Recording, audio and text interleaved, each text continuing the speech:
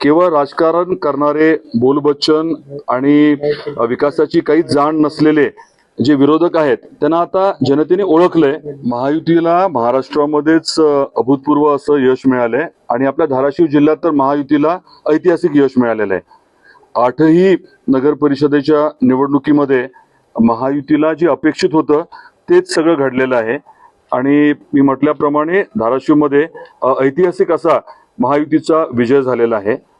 आपल्याला सांगताना मला मनापासून समाधान वाटतंय की हा विजय जो आहे तो पूर्णतः जनतेने आता विषय समजून घेतलेत।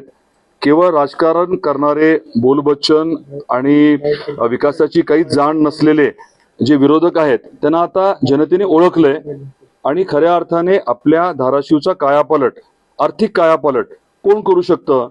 निश्चितपणे महायुतीच करू शकते हे आता जनतेला ठामपणे कळालेलं आहे।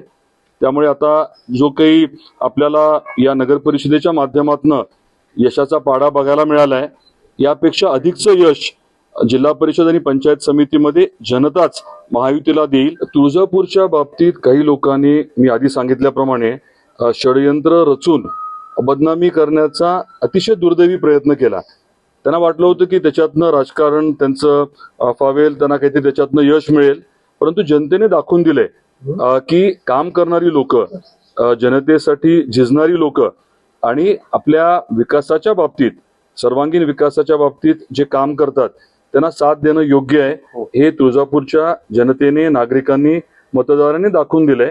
आणि तुम्ही म्हटलं तसं राज्यभर चर्चा झाली।